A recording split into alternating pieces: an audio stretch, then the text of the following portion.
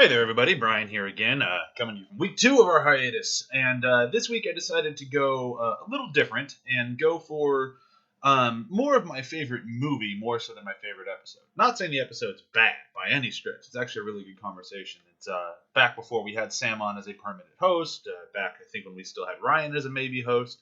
And then CHEWIE was working a lot, so she wasn't around a lot. And it was really just kind of a me and John time. And it was really great to finally have an episode where we got all of our friends around the table to talk about a movie that I loved as much as I did. And it was just such a great movie, and it led to such a great conversation. And I'm really excited for all of you to hear it if you missed it when it first came around. So enjoy it. And I will say again, if you're not listening to our new show, Demon Days, be sure to check that out. It is fantastic. I can't say enough about it. It's just a ton of fun. Yeah. So that's everything for right now. Enjoy the show.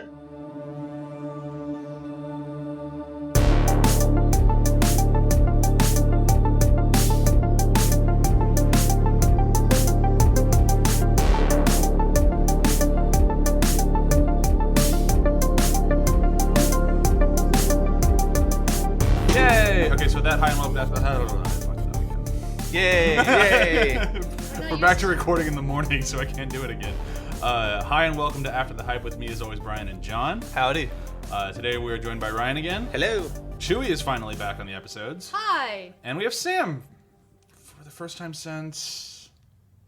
Oh man, what was I here for last? Maleficent. Maleficent. There it is. Mephilicent. So hi, Sam. Hi. We're going to jump right back into Where Have You Been Doing? Back into it. I don't know why I said that. It's been a long time since we've done Where Have You Been Doing? Yeah, it's been a whole week. Oh my goodness. Yeah, so we're going to do Where Have You Been Doing? I will go first. I'll mention the same thing that Ryan mentioned last week. We saw Straight Outta Compton last night.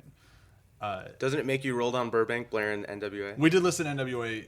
Well, I listened the whole time I was in the shower this morning, Yeah. which feels even whiter. Yeah. But I can't do that shit. Like, seriously, I watched that movie. I love that movie. It was really it good. was really good. But it just reminds me of how white I am. Right? Oh, yeah. Yeah. The whole time I was like, I can't relate to any of this. I was I've involved cruised in down any no of this. streets in any 6'4s.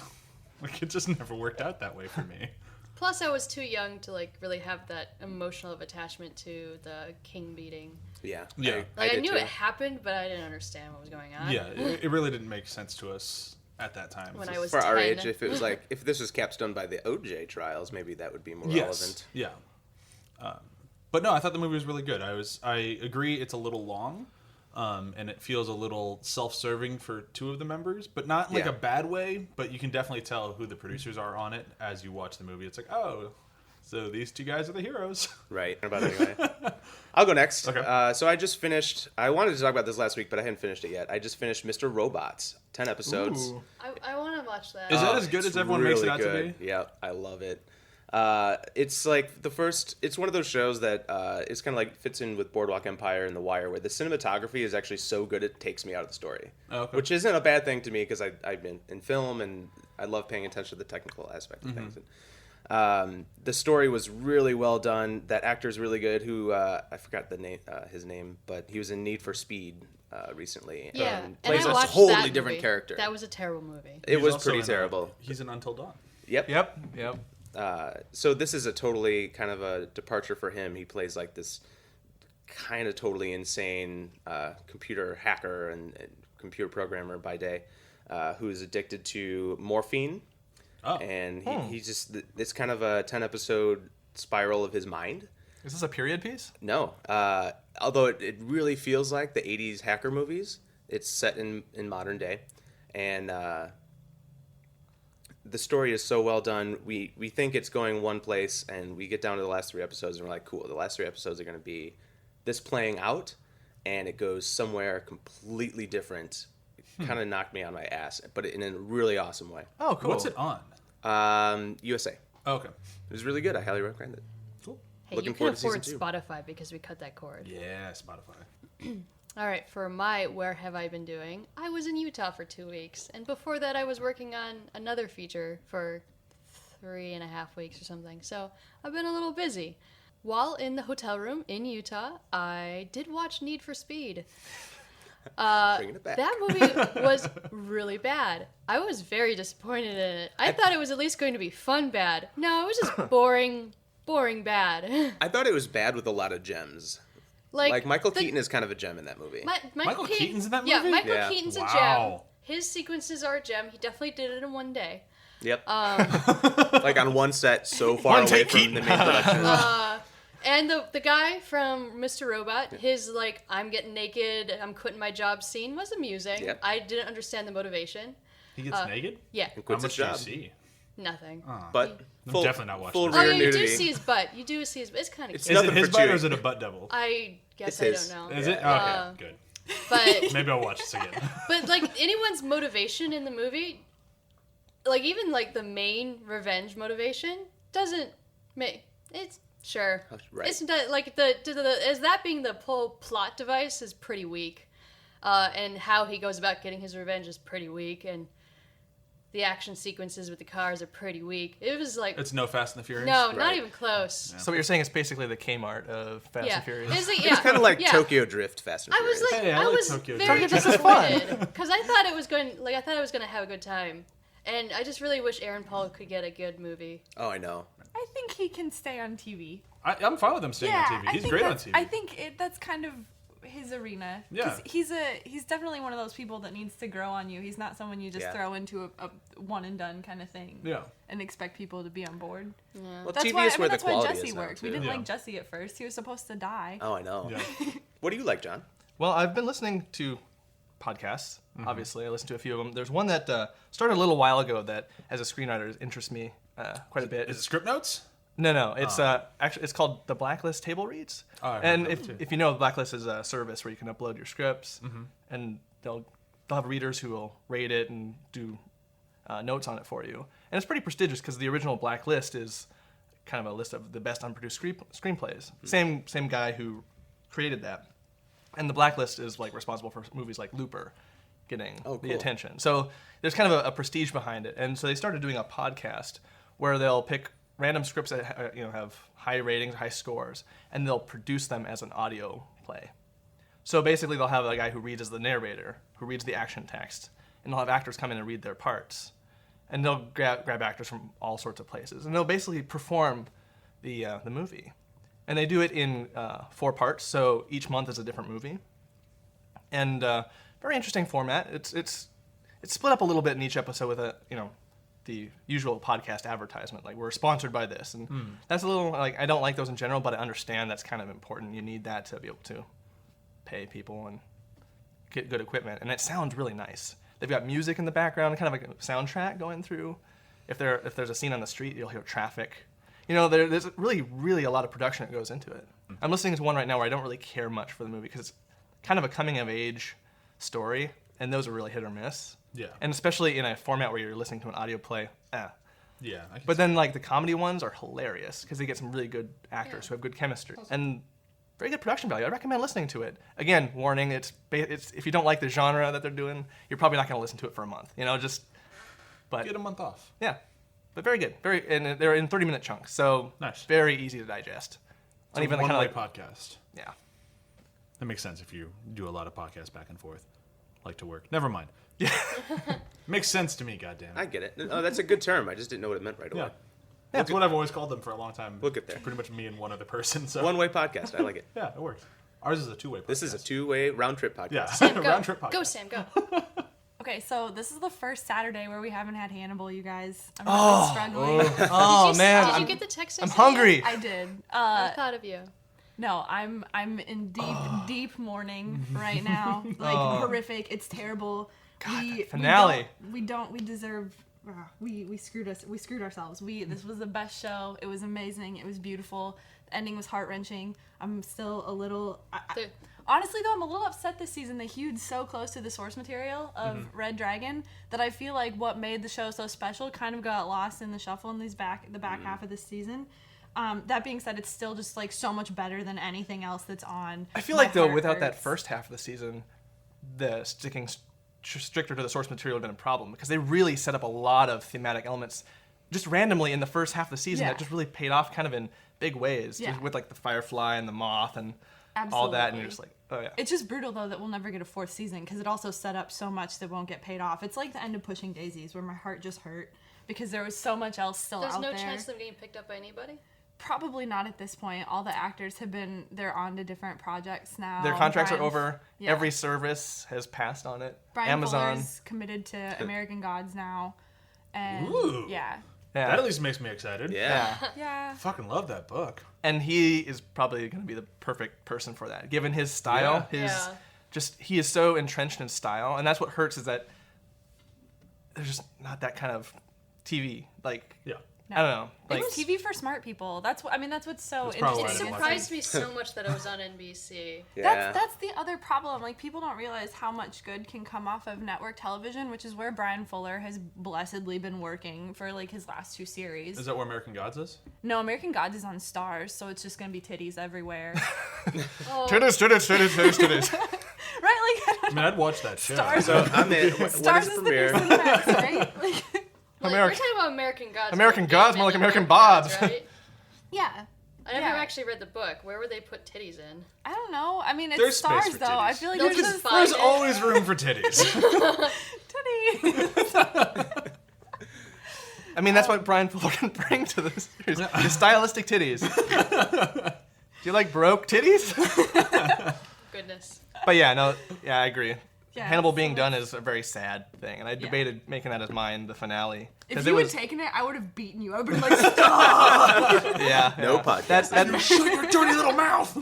That finale was so romantic, for lack of a better term. I never was realized so- violence could be so romantic. That's why everyone loves Hannibal Lecter so much, because he's Yeah. such a romantic villain. It's never more apparent than in this version of it. Yeah. It's so mannered. I think it's like Wes Anderson gone really, really dark, but there's still that sort of like mannered. That it's so palatable. I don't know. Like, it kind of made me want to eat a human. I'm That says a lot. scooting away No, from the I can microphone totally right now. relate to You it. can't Like, really tell. I haven't watched the show yet because I just haven't, and I regret that. But I always loved Hannibal so much in the movies, and I was always attracted to him on some primal level, and I know a lot of people Well, thought it now was he's creepy. actually attractive. He's not old, so Yeah. Anthony Hopkins is an attractive old man. there's more attractive old men out there, though. Yeah, He would not like But be in my I'm just top saying, 10. like, in the realm of the character. Top like, 10 of bangable old dudes. but I'm not Yeah. talking about just, like, physicality. I'm talking about the But that character Hannibal can't- Hannibal. He's romantic Yeah, and he's attractive. absolutely. So I Yeah. can totally relate to all of that. That- And I want to watch the show. See, but Yeah. that Hannibal can't make you believe in fluid sexuality. That this one can. All right, we're gonna move on right there. That's a good point right there. We're gonna jump into today's episode of that. Hannibal Speaking- can't I'm make you just not believe sure in if fluid sexuality meant, like, I go anywhere or if there's blood involved. There's just fluids involved. Little So column A, moving little on. column B. Moving on to today's episode. Today we are talking about Ex Machina, which is easily one of my favorite movies of the year. Oh my And it god. involves a lot with Yes. sexuality. Yes, Yes, it does. Lots of fluid sexuality. Not so much fluid. I'm gonna say it anyways. It Biometrics. makes me happy. I don't know why I like saying fluid. Say it gonna again, keep honey. Fluid. So only to moist. oh, that one I don't Moist like. fluids. I hate myself. The fact that John walked away from his microphone is gonna make that sound so much weirder. Oh yeah. You're just in the back of the room yelling moist fluid. Moist fluids. Okay, so today's movie, Ex Machina, it cost $15 million to make. It came from Alex Garland, one of the biggest writers working today, who finally got to make his own movie, which made Yay. me very excited. It ended up making $25 million stateside, then with That's an it? additional, that's it, Oh. an additional 10 worldwide, which brought it to 36, which means it doubled its budget, and then a little bit more. So that's good. That is enough for him to get another film, I especially when really he doesn't thought spend it a lot of made money. more, though. No. I mean, it's R-rated sci-fi that's basically a play. Like, the audience isn't that big on this. That's true. Um, You're not going and to take your then- kids to this movie. Yeah, Be like, no. look at the robot. He should have waited till after Star Wars when his actors were. Yeah, when all of a sudden everyone in his movie's gargantuan, yeah, that would have been Yeah. a smart move. Got the old cabin in the woods syndrome. Yep. Where is this? Okay, so our user review comes to us from Metacritic again. This one comes from Cussy Gonzalez. That's Kussy. Is that his real name or his handle? I'm hoping it's both. Pushy. My name is so awesome, it's my handle. I'm just going to jump right into it. This review is a little bit more negative than I would have gone. If you have at least 4 connecting brain cells, you will find this movie excruciatingly painful and slow. You understand what they're trying to say/do, but they never quite say/do it. It's like listening to someone speak a second language. You squint, listen, and watch very closely, but then you realize It's not a language barrier. The person's just a complete moron. Terrible. I bet this person really loves Christopher Nolan films. For a good time, go see Michael Bay's Teenage Mutant Ninja Turtles.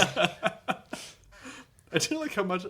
I actually like Christopher Nolan. I know, but our there's podcast shits on him constantly. Why? There's people who like Christopher Nolan, and then there's people that love it because it makes them feel smart. That's true. All right, so the breakdown today is going to come to us from Sam, which I don't think she was aware of.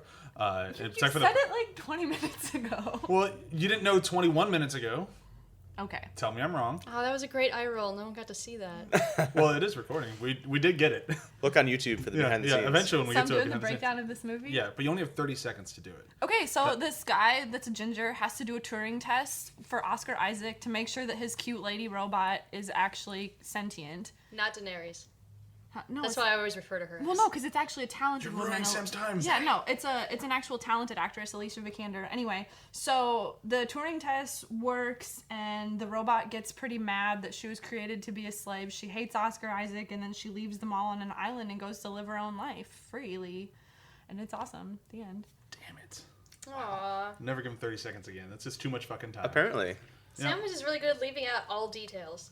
Well, I think you can't put in details when you only have 30 seconds. Yeah. That's the whole point of this thing.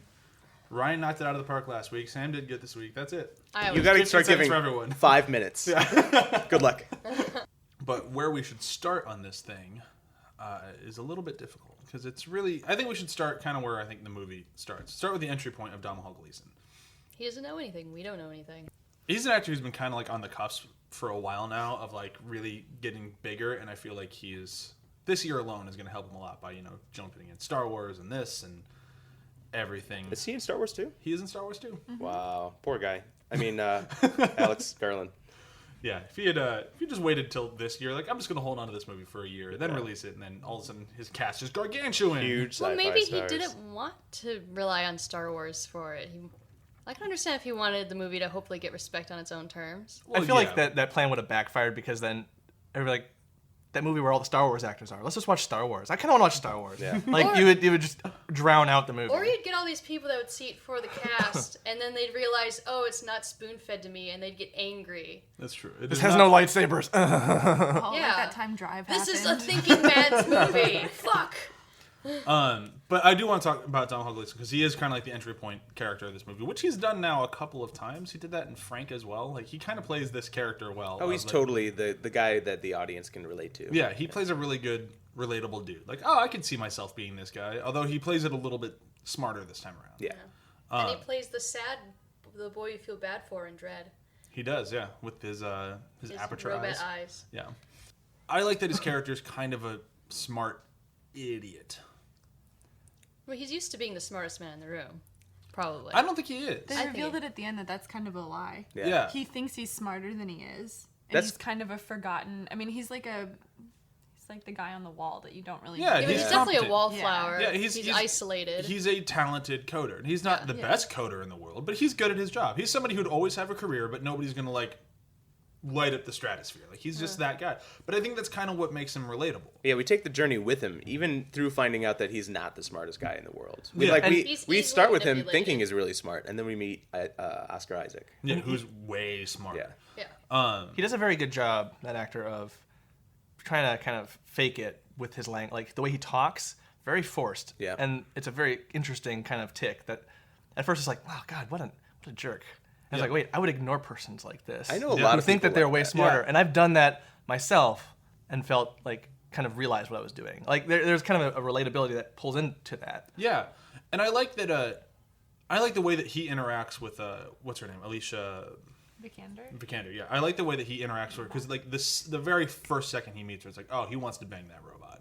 Of course. Oh, wait, yeah. Yeah, and I like that his performance is subtle enough to where like it feels honest. Like it feels like I don't know why I'm attracted to that robot, but I'm definitely attracted to that robot. And he can't for the life of him speak straight. Another thing that he did throughout the entire movie where he can't just out and say it. He can't out and say anything. Like it's all gonna be this roundabout talk. But I think that's him trying to sound smarter than he is. Yeah. And it's like But it breaks down when they interact, which is so great. and it which- breaks down especially when she starts telling you I know when you're lying every Yeah. time. I think he does a great job, and this is going to be already jumping ahead to kind of spoil the movie, but Well, spoiler away. the idea is that he was selected by Oscar Isaac to be the guy that meets Ava the robot, and I kind of think he's playing the character that kind of falls in love with all the girls he meets, that gives him attention. Yeah. Right? Oh, you'd This buy guy- that This guy immediately. watches Yeah. hentai and doesn't go to strip clubs because he gets his heart broken every time. Yeah. Exactly. Yeah. But The second he has to pay the woman and have her walk away is just he And can't we handle it. totally get that from this, Yeah, from his absolutely. performance. Yeah. however much that's very true for his character, I can't imagine that any of us, if we were in this situation, wouldn't be completely entranced by her immediately. Yeah, because we're all nerds. But There's even a lot of so, people who think that's weird. Yeah. Like, But I mean, there's a difference between like becoming kind of like obsessed with her as like a being and a robot and going, she's fascinating and I am, but there, and then putting everything on the line to try to break her out. Like, 'cause Yeah, oh, yeah. he doesn't, he proves the Turing test immediately by going, I need to break her out of here.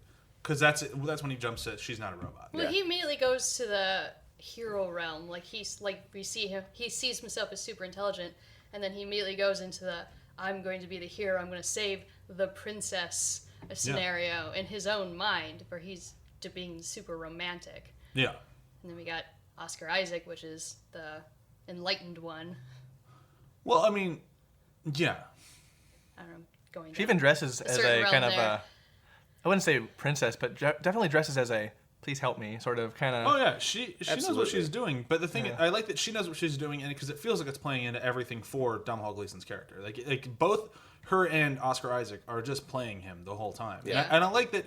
On my first watch, I didn't fully catch on to that till about 2/3 in. Was like, oh, he's getting fucked every which way. Yeah. And then, but like now watching it now, second, third, fourth time that I've seen it, it's like, oh yeah, you can totally tell from the very get go, like he is just a sucker. And like, Yep.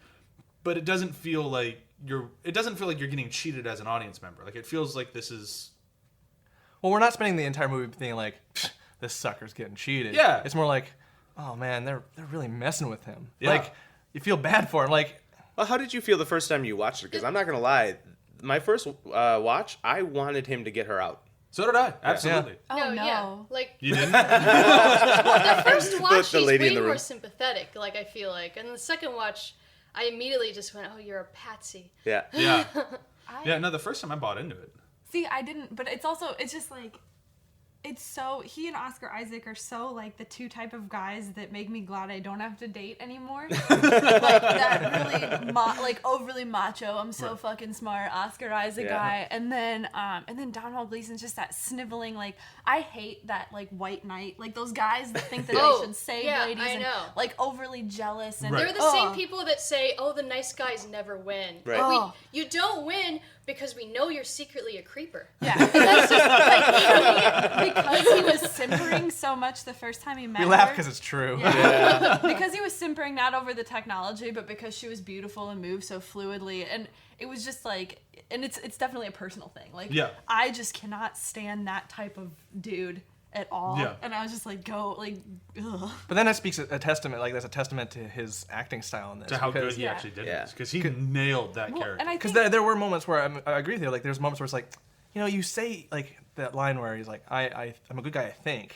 I was like, no, you're not. She knows you're lying. She's not actually saying it. Interesting. He's But- a good guy in his own story. But he's a good guy in his own story. Like there was a very interesting kind of. Alex Garland really knew the source material. Like Yeah. there's obviously a thesis to this movie. Yeah. It's Yeah. a very feminist Yeah. movie, and I think like Alex Garland was so careful in how he laid out. I mean, they're all archetypes. They're not Yeah. Oh, yeah. characters. Yeah. I mean, but it's so beautiful how human they are and how it all plays out, and these people and kind of hate all of them. Oh, yeah, absolutely. It's kind of interesting So- that this wouldn't have really worked 30 years ago because Oscar Isaac's character didn't exist. Like the guy who's so smart and a jerk about it. Yeah. well, Like, they did, but we didn't know about them. He's like a smart jock. Like he's the kid who would, as a kid, if he's like, I'm gonna start my own tech company, he would have gotten his ass kicked, Yeah. and he wouldn't be such a dick. Because before Steve Jobs and all that. Yeah, like, so exactly. popular. Like the Silicon Valley Yeah. type. Right. Yeah. Love Now it. there's such a thing that Yeah. The one last thing I want to talk about Domhnall Gleeson before we move on to Oscar Isaac, because I feel like that's giving me the Sorry, natural I've been progression. interjecting the No, whole no, time. it's totally about fine. him. That's part of podcasting. Yeah. I want to talk about the scene where he thinks he's a robot. Oh my god, so Oh. good. Because I think that's probably my favorite moment in the movie. It's Which when it didn't he- used to be, but on I think it was my third or fourth watch, was like that second where he realizes that he's just getting fucked every which way, where he actually like, holy fuck, am I a robot too? Well, Yeah. he's totally lost like his connectivity to his surroundings. Like, Oh, yeah. he's so easily manipulated that he can lose his own humanity. Which is partially why I think Oscar Isaac's character picked him, because he was that easily manipulated. But I think at that moment, I mean, he does pull the plug the next morning, but it's like, yeah, it's definitely time to... You won. The Turing test succeeded. Yeah. Way too well. Yeah. You kind of almost chose died. too perfect of a guy. Yeah. Yeah. Like, the slashing your wrist and punching a mirror. Yeah, He didn't punch it. He wiped it. Oh, that's right. I thought he punched it. No.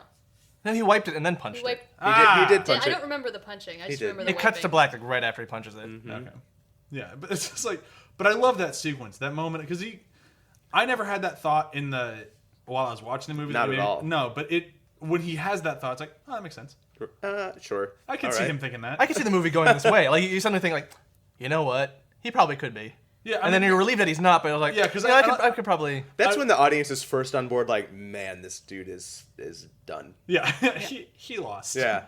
I don't think he knew he was playing a game, but he now knows he lost. Yep. Yeah. Okay, well, let's move into Oscar Isaac, because I feel like that's going to be the best place to go next before we talk about Ava.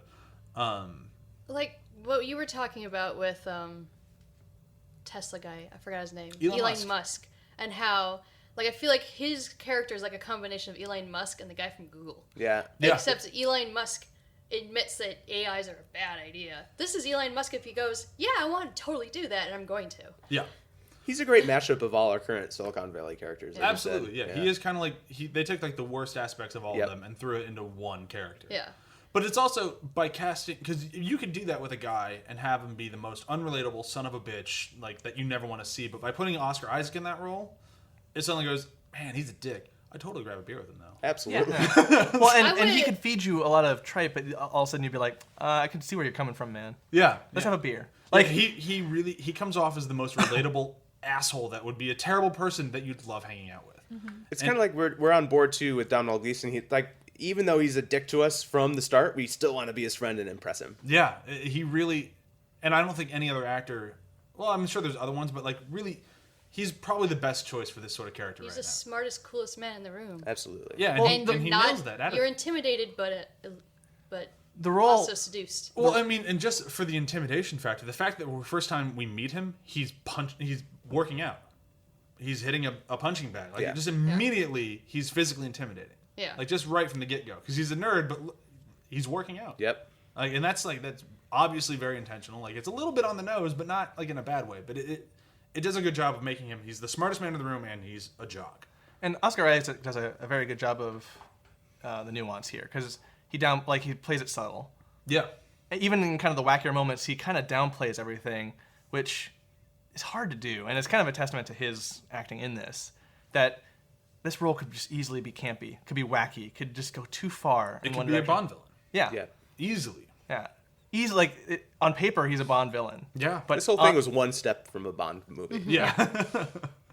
and it's just believable. You buy it, and I mean, I'm starting to get on board the Oscar Isaac fan train, because I'm well on there. You Yep. weren't. The I bought a moment ticket I- immediately. I haven't seen enough. I haven't seen I enough. saw of his Inside movies. Llewyn Davis, Yeah, and I'm like, the yeah, Inside we I'll see anything he's Well, in. that's where I boarded, right? Yeah. And now I'm okay with being on the train because of this too. Like, so it's Yeah. like, oh, cool, I don't have to get off. Yeah.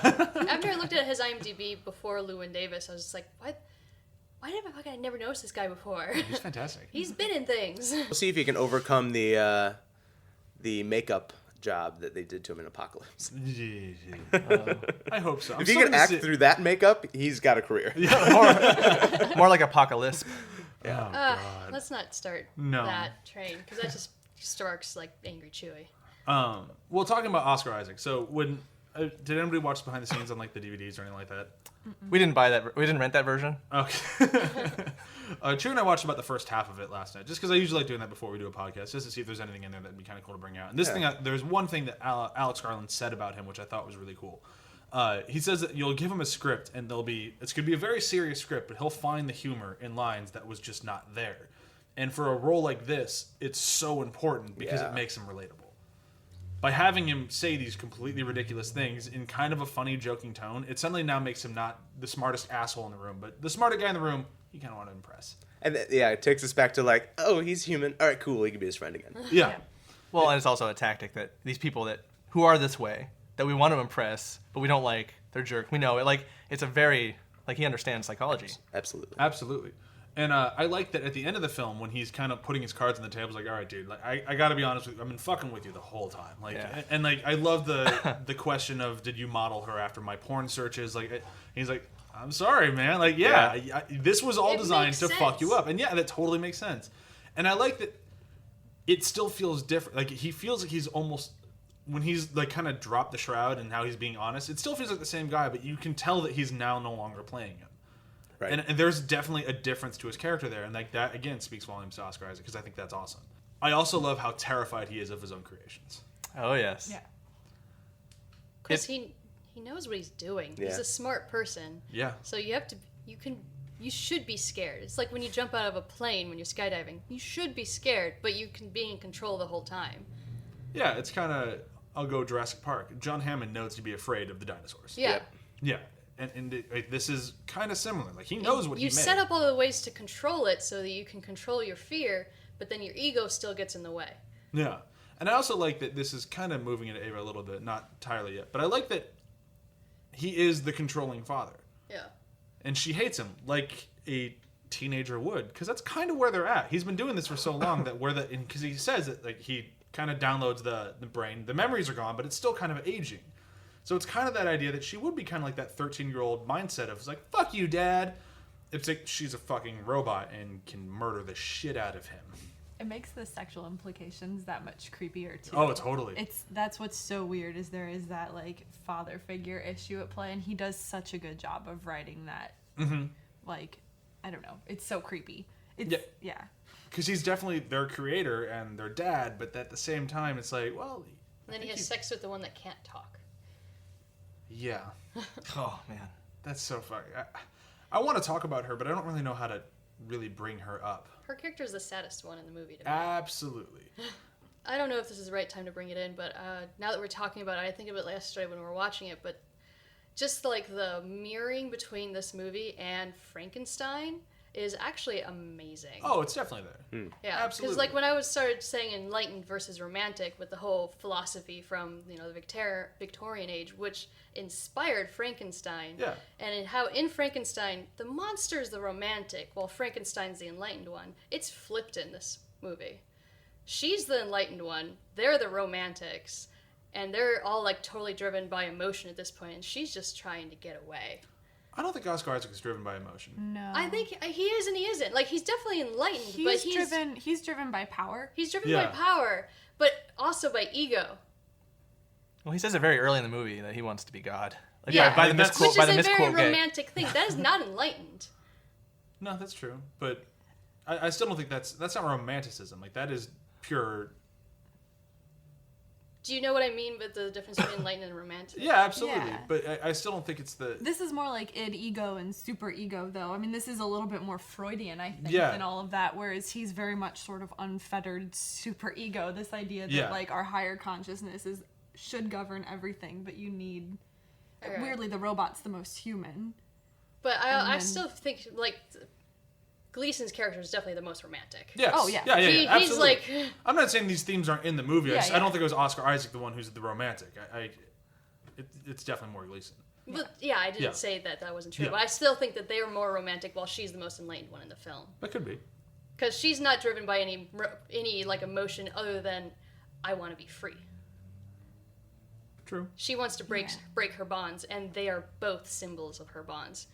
Whether or not it's her father figure / creator, or the man who wants to like rise her up to this like pinnacle of like his idea of femininity, which is really all he sees her as. Milady. Yeah. Right. Like they're both chains, and she can't deal with either of those and have her freedom. She needs to break away from both, though she has to use the romantic one to get out of the other one. Although her story also follows like a fairy tale, sort of like Little Mermaid or something, almost to a T. Sort of acting sort of rashly to get what she needs. Oh, yeah. I think you nailed it at the top when you said these aren't characters, they're archetypes. And the same is true of the story. This is like such an old story. It's beautiful. Yeah. Yeah. And it's just really told in a great modern way. But moving into Ava about this, I like that Ava is a character that we've seen multiple times, but they still did a good job, especially with her and the way that they did the special effects and everything like that, where she feels completely like fresh and new. And it's not until you actually start kind of like thinking about it, it's like, oh no, I've seen this before. This is just kind of a whole new way of telling it that is at least in my opinion, way more engaging. It's the best version of that sort of, is this the human story? Yeah. Yeah. It brings it down to like the primordial urges, however much I like to bring that up. Like, however much technological and futuristic this is, you still get down to those base emotions. Each one of them represents a base emotion. Fluid. Those fluid emotions. And I like, especially with her, just talking more just kind of like about her, I like how they designed not just like the special effects, which we'll move kind of into the design of the movie after this thing, because I think there's a lot to talk about with that. But with her specifically, I like the way that they went about casting her. I like that the whole story of how she painted her face to look like a robot and sent in a audition tape to get it, and like, oh, she'll work. I think that's hilarious. And then I also like that they specifically wanted her because she was a ballerina. And the way that she can carry herself was very robotic because she can do that. And Chewie made the joke when we watched the thing. It's like, I kind of like that they just related ballerinas to robots. Well, it's all about control. It is, and she nails that. Like, just the way she physically moves throughout this film. Oh, amazing! It's so fucking. It's incredible. And like, I was talking to Chewie yesterday when we were watching this, and it's like, she's going to be up for an Academy Award this year, whether it's for this or for the one that she has with what's his name, Eddie Redmayne. I never remember the name of that. I don't remember the name of the it. transsexual movie. Yes, the Danish girl. Yes, yeah. Whether it's for this or that, she'll be up for something, and she's lighting off like a rocket right now, and she should be. Well, it should be said that playing a robot is actually not as easy as it sounds on paper. What's interesting, though, is how wooden she was in Man from U.N.C.L.E. She just doesn't have a terribly expressive face, and I think that was to her benefit. Like, I mean, she kind of got lost in the silliness of the movie. But I mean, it could just be also the direction. Like, she takes direction well, and I'm assuming she didn't get any in Man from U.N.C.L.E. Yeah. Was this Alex Garland's first directorial movie? Yeah. It was. Yeah. First of very many, I'm guessing. Hopefully. It's a very good choice for a directorial debut. Robot. It's not a knock on her. She just doesn't, No, but I think for this role that helped. Yeah, absolutely. In a big way, because I mean, I think not having a very huge expression face works for the robot for subtlety, because her subtlety is just through and through. Off the charts. Yeah. And like, just like the littlest things throughout this entire movie, especially with her, is I think part of the reason why I love this movie as much as I do, and why I think it's my favorite of the year so far. I mean, we'll see what else comes out. But like the little things where she's curious and she does like the dog head tilt, like just all these little things throughout the entire movie is like, she immediately brings you in, and that's why when you feel like Domhnall Gleeson, the second you meet her, it's like, nah, I like that robot. Yep. Well, that's also a tactic by totally. Her. Yeah. Oh, yeah. Yeah, both by her and by the filmmaker to make you feel this way, but by making her feel so innocent and childlike, it's just like encouraged his need to protect her. And that's what Alex Garland said in like the making of thing. He's like, I wanted the audience to believe why Domhnall Gleeson wants to protect her, and I want the audience to kind of feel the same way. Yeah. Well, in the first time we see her too, like her stomach is completely exposed. It's the only part that's not She's covered fragile. in flesh. Yeah. And it's also like it kind of removes some of her humanity too. Yeah. Because this is, I mean, like in Tai Chi and stuff, we always say that this is where like we're stored, like all of our energy and stuff. So the fact that she doesn't have, I don't know, it was such an interesting statement when that's what they chose to have exposed for. Yeah, and I liked, especially with her character, we'll kind of jump around or wherever we want to talk about it. But I love the end of the movie when she kind of makes her decision, which I think is kind of something we should talk about while talking about her. But specifically when she's like, all right, I'm heading out, and she needs to put skin on everywhere. Just that whole scene is just fucking beautiful. I love everything about her performance. I love everything about like going into it. It's just totally birth. Yeah. She's making herself. Yeah. That's actually, I love this movie so much, but that scene, every time I watch it, takes me out of the world. Just because it's like, it is kind of unbelievable in a sci-fi movie that so far I've been on board with all the technology. And then you don't buy the skin part? When she's like starts peeling the skin, and it goes back on her seamlessly, and it's a different color, and it fits her body. Even though we saw in a couple shots before that that wouldn't be the case. Yeah, her boobs would be completely wrong. But that wasn't even the part I was talking about. Like, we see her, she gets her arm broken off at one point, and we see her take an arm off another robot and put it on her own, and it's kind of like the skin is flappy and doesn't really fit her body well, and then she starts peeling the skin off of an Asian model, and then 1 second later cut to, she has brown wavy hair instead of black straight hair, and she has Alicia Vikander skin. I don't know. No, It's a terrible thing to complain about. I know, but No, it's that's fine. my No, one I mean, problem. I It get what you're makes saying, sense. but it's still kind of. I mean, it really. I feel like as it being maybe the one buy-in, I was willing to accept it because the Sure. rest of the Yeah. movie, you get like I guess one like, common conception is one buy-in, a major buy-in for a movie like that for any movie, and Especially this is, like original sci-fi, like original yeah, sci-fi. you're You gonna get need one or two- kind of yeah. gimme, and this is the kind of the gimme. And when she was peeling, I could see like weird like techie type stuff on the underside of the skin. So it was Yeah. like there was kind of I was able to I buy just into it. assumed maybe it like took a second to assimilate. Like it would Yeah. assimilate and graft on. I like it. You're gonna be this color. I just invented, Well, I yeah, just 'cause- invented my own technology. I love it. when the other robot was peeling her skin off, I was like, how'd you repair it? But then when Ava was pulling the skin, you could see stuff on the back that was kind of like Yeah. gridded Little and lights, lined, yeah. and like a chipset back there, like a polymer, like kind of like a nanobot thing or something. Like, I read into it and I was like, okay, I can buy it. I can buy it. The skin would actually graft onto the host programming. So that's the only scene in the movie that I need my friends to explain to me why that technology works. I But love- everything else, I'm on board. love I was that very there fascinated by that scene. I was like, Yeah. oh, that's so I cool. love the moment of hesitation that she had of like kind of I guess these would have been like her sisters or her predecessors, like what that hesitation of borrowing from them. Yeah. And like but it was also I don't know, it was just like this wonderful process where you realize like how she justified it or what she must have had to go through because there was Well, that they were moment also of in hesitation. because at the end, the Asian girl looks at her and smiles Yeah. after she Yeah. takes all the skin. So it's like, even though that they say kind of show that those aren't supposed to be still conscious, but then she is at the end. Well, like they've all, she's like they've all supportive. been working toward this, and Yeah. you see it when they were like kind of railing Yeah. and punching the walls and stuff. They've all been working toward this, and I think it's like that evolution, or there's like this sort of like a sisterhood. Like we built this for you. That Thank was you cool, for and it was honoring us and understated. we Get made out. it. Yeah, and yeah. You get out, we all get out. Yeah. and it's that they don't blatantly say it, which makes it that much better. Yeah. And I also like that because you have to think about it. The way that he describes like the way the brain has been working this whole time, they're all kind of the same person. Yeah. To a certain degree, because Well, that's what you said before. Is Yeah, like it's 'cause still the same mind. It just he erases the memory. he erases the memories and other things and upgrades the mind. So like the base programming is still basically the same Yeah. throughout all of them. So they're all kind of. And it's the It'd almost same be thing- like sisters. It'd be almost Yeah. It really kind of works out. And it's the same thing when humans get amnesia. Your personality's still there. Yeah. You might not be able to remember your things, but you're still that person. Like how Yeah. amnesia works. So then they're with each model, the personality has been evolving. So those emotions that were created with the memories are still there. Yeah, absolutely. They just don't know why they have them. Right. But I want to talk about her the ultimate decision here, and then we can move into like the design of the movie. But I Okay. want to talk about because when I watch this movie, and feel free to disagree with me here, I think that I agree with what Oscar Isaac was saying, where she felt nothing for Domhnall Gleeson the whole time, and is just a means to an end to get out. Yep.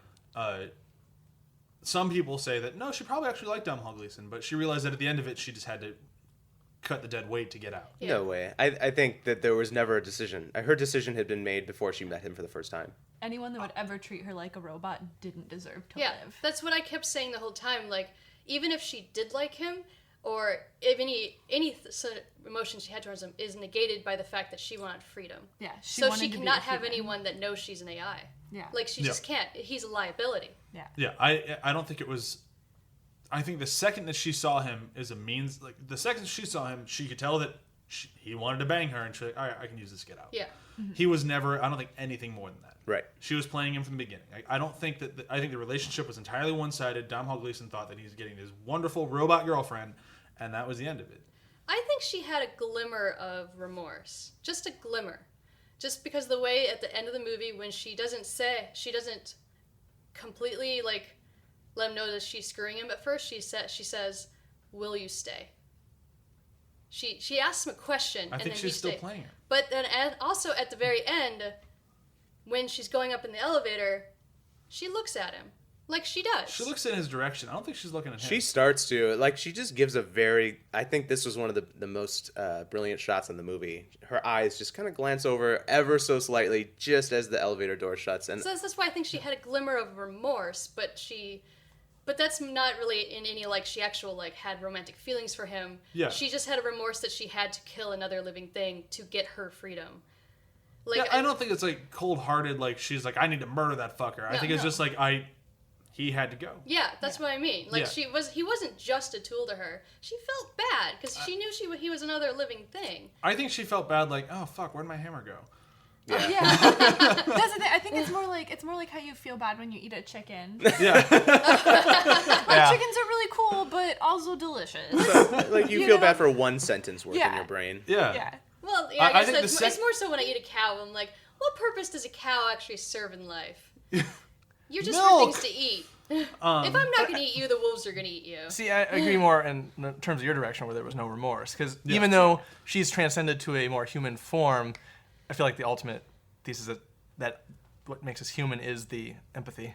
Yeah. And since she doesn't have it, she'll never be fully human. Like, I don't know, I was reading more into it than... See, I think she is. I think she that's the has whole story, empathy. like the Maria in the white and black room, or Mary in Yeah. the white and black room. I think the second she hits upstairs, she's human. Like Yeah. I think she's the type of person where if it wasn't the fact that she has to find a way to charge herself every now and then, she would totally forget she was a robot. Yeah. Like, Because the first time you meet her, she's way more robotic than by the end of the movie. Like the conversations between the two of them, she gets more and more human throughout the entire thing. Do you think that's on purpose, or do you think she was always that human? Or do you think she's learning from having another human around? I think she's learning from another human because the only person she interacted with was Oscar Isaac, and he had to keep her at a certain distance. I mean, this is the part of being a child. Yeah. If you only know one person your whole life, like I think that he has to treat her as a thing the whole Yeah. time. Like she's not a person. So when Domhnall Gleeson comes and starts treating her as a person, she starts picking up on those, I think, immediately. Yeah. It's like that whole psychology of if you tell a kid they're a dog their whole lives, they'll believe you. But then they'll become human when you start treating them as such. Yeah. So I think the second Domhnall Gleeson starts treating her as a human, because he sees her as a robot for the first glimpse he sees as her, and after that he talks to her as a human the whole time. He still treats her as an inferior because she's a robot, which is why she treats has him to as a get away. tool. But it's totally part of the human condition of we're told the same thing our entire lives. We'll believe it until we get our freedom. Right. Let's talk about the design of the movie, both Ava and the complex that they're in. Ava, there's not really much to say about that. We didn't really already talk about the fact that it's really interesting that the one part they left completely exposed was the back of her head and her stomach. Yeah. But once she starts becoming like more humanized, I think it's kind of cool. They still leave the neck visible. Like they still do enough where she's always robotic. And I love the design of the robot. Like everything about it. Like it feels Thoughtful. realistic. It feels like something could be built. There was a vision for it. Like Yeah. when you see movies with robots, like even just the malign like iRobot, they make decisions that are very standard for robots. Yeah, and then this is like, well, you're taking that concept of what you think like this kind of futuristic robot, but then you're making choices that reflect the theme. Yeah. Like the exposed ever evolving brain, the midriff, to what Sam, you were saying earlier. All those things kind of like there's conscious choice and deliberate decision making on that. Yeah. Which is really nice. You don't get that with your basic robot movie. No, and this one this felt like more like grounded sci-fi, although it's very elevated, obviously. But it's felt like when you say iRobot, for example, like those robots don't ever look like something that would ever be a robot. You would never buy that one would get human, like become human in any sort of way. That and I never buy that they'd ever build that robot. Like just like coming down to like why would you build this ridiculous murder machine? Whereas like when you look at this one, it's like I can see them building that. Yeah. And they really modeled like the internal like arms. It looked like they were really building a human, and I thought that's what was really And she's cool still about it. fragile, otherwise he would never have been able to break her arm. Oh yeah. And I love the scene where they show her brain. Yeah.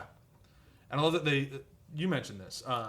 The brain, they did kind of like a solar system. Yeah. Oh yeah, like when you're looking at the brain, it's a combination of what space might look like, and you can see the little microbes in it, like bacteria. Yeah. Like it was a fun little It reminded me combo of the that scene they in did of those. Iron Man 3 where he shows her the universe. Oh, right. Yeah. I know it's dumb, but it's like, oh yeah, no, that really is the most effective model for like creating Yeah, totally. thought processes.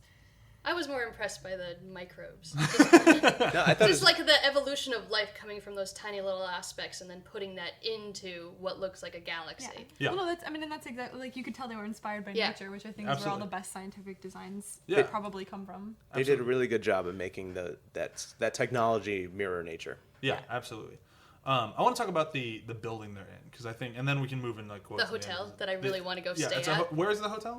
Norway. We need to go stay there. Yeah. It reminded me so much of a former boss's house. Yeesh. The design of it. Oh, I no. would never want us to live in a house that looked like a bunker. Well, I mean, his was obviously like not bunker-like, but Yeah. just the very clean lines and like the sort of like the windows though too, the floor-to-ceiling windows, that kind of didn't lead anywhere. That was really creepy. It definitely made a comment while watching movies like, this is going to be an easy house to get lost in. Yeah. I would Easy house never survive in a house like Or get this. Just stuck like, in. or Or the get stuck bathroom. in. How do I get out of the bathroom? Yeah. Why am I in someone else's room? There's definitely no sense of space that the audience ever gets, which I think kind of plays well to like even Domhnall Gleeson's character is overwhelmed by the space he's in, and so is the viewer. See, I think they do a good job of making the upstairs, you kind of get an idea of that area. Yeah. You kind of get an idea when there's windows and stuff, you kind of get like, oh, this is kind of like a living room, it's the house, like that's what, and then as soon as you go down to the research lab, it's like you have no idea where anything is. And it's definitely intentional. I like that. I mentioned this, and I'm not sure if Chewie agreed with me, but when I was watching it, like you look at the walls, and like the thing that I like about this movie, and that Chewie loved about it, was that they actually let the walls just be a fucking wall. Because a lot of movies Yes. like put as much shit on that wall as No, possible. that I deal with that on a daily basis in every movie because the DPs are like, "Oh, this wall's boring. Let's put a picture on it." I'm like, that's And- nice. but- Learn how to light a bare wall, please. It'll look wonderful. Just figure it out how to I do mean, it. outside of your house, that's what most walls look like. I there's know, so we- much shit on our we have walls. very- We have like two paintings up. I know we We have have very like 2 cluttered paintings walls. per square foot. Yeah. Our living space does not reflect my opinion on this. But when I'm working on a movie, But what's there's plenty of times I don't want to put a picture there.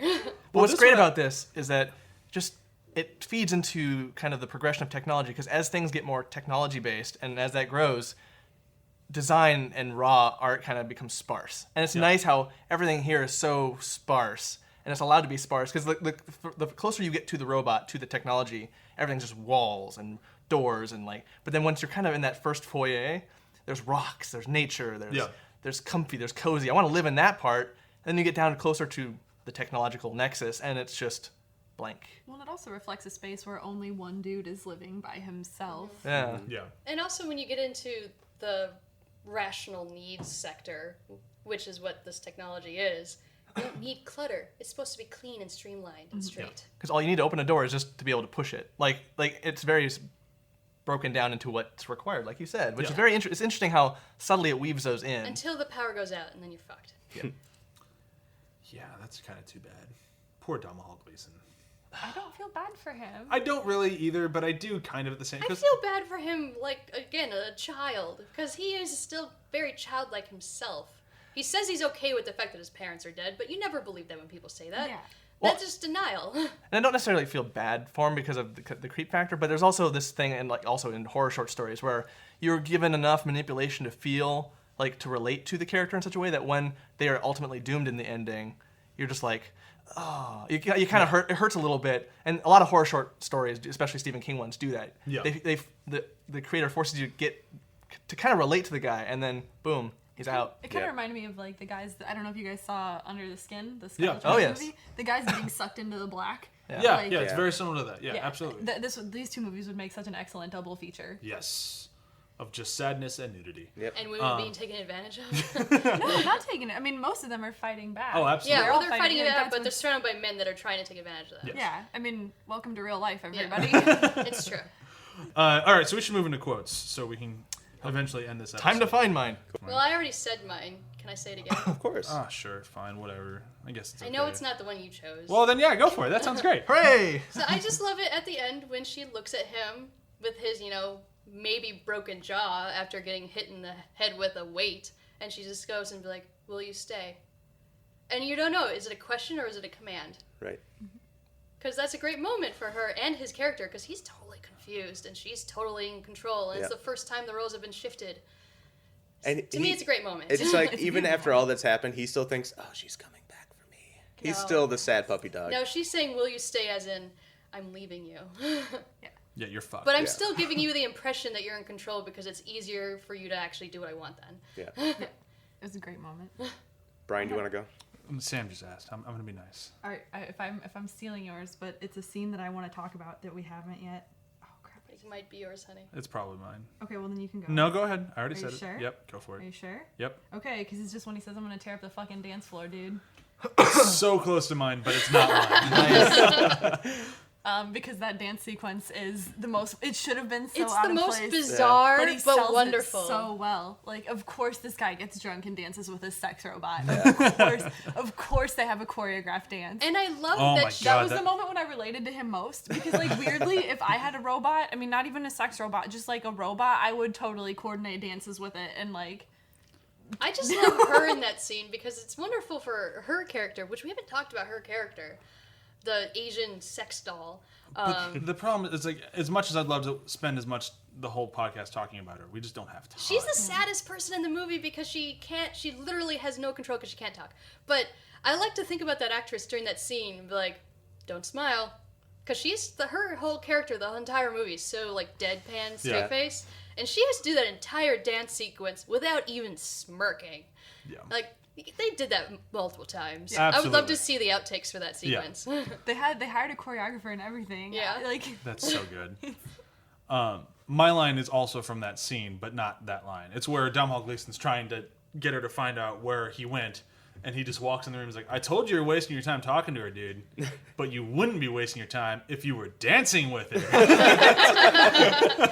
That's a good line. And it speaks to earlier conversation about Oscar Isaac. He delivers that line in a way that's very humorous. Yeah. Oh, but, yeah. like subtle humor. Like, he's got that line reading that's perfect for that. Absolutely. In that moment, his character knows he's being ridiculous, but he doesn't give a fuck. Yeah. He's just so drunk. He's like, no, it's dance time now, motherfucker. And I'm good at this, too. I'm a genius, I'm a jock, and I'm a dancer. And how Domhnall Gleeson didn't know that she was a robot at that scene is kind of fucked up. Like, Yeah. come on, man. He just said we're dancing She together. automatically responds to the music. Like, how do you not process that, hey, I bet she's not human. Yeah. She's programmed. That kind of tells you that his character isn't that good towards women from the beginning. Yeah. And I think it speaks to the fetishization of Asian women too among Absolutely. that particular community. Yeah. Oh, yes. Like that whole scene was just so gross. Oh, and yeah. so perfect. Oh, man. All right, I'll go next. Go for it. It's kind of a longer quote, but I like the thought and the implication of it. And it's when they're in front of that Jackson Pollock painting. And he's like, Nathan's like, I'm Kirk, your head's the warp drive, engage intellect. What if Pollock had reversed the challenge? What if instead of making art without thinking, he said, you know what? I can't paint anything unless I know exactly why I'm doing it. What would have happened? And then Caleb's like, he never would have made a single mark. And I like that. Because that's kind of a damning thing against a lot of creative people who get really stuck. We're all, myself included, very focused on that final output, being very meticulous, vision-oriented to our detriment. If we're thinking too much about it instead of just doing, it was a very nice little set of commentary. It is. It's a good one. In a movie that's full of it already, but it was just a nice little moment that made me sit back and be like, I already like this movie for this quote. If nothing else was good, like that quote would have just saved the whole thing. If the movie had been bad, but I like what it says. Yeah.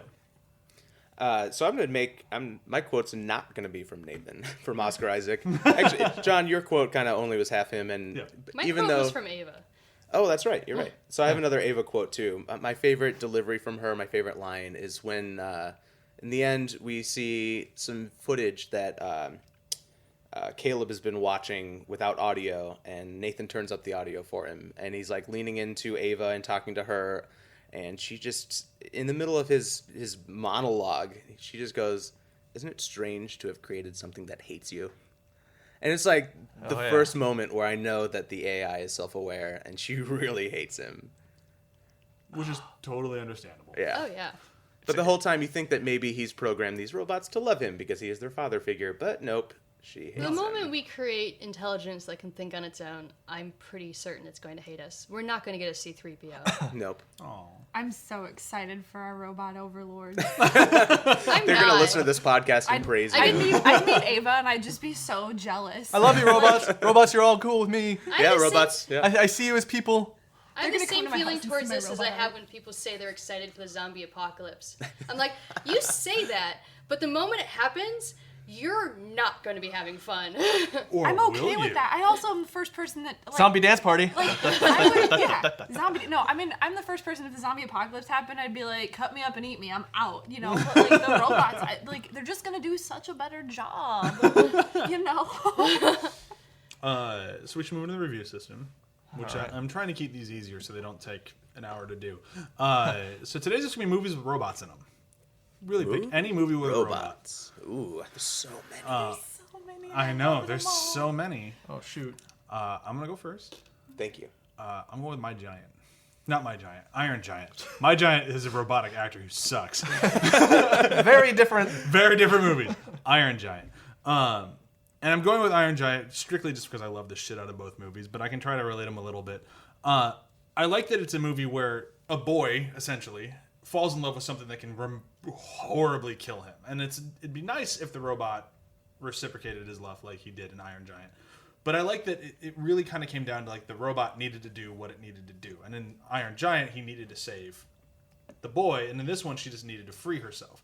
But I like that it's still just kind of like both the boys in this Domhnall Gleeson and the child in Iron Giant needed to understand that the robot is its own entity before it can actually let it kind of be what it is.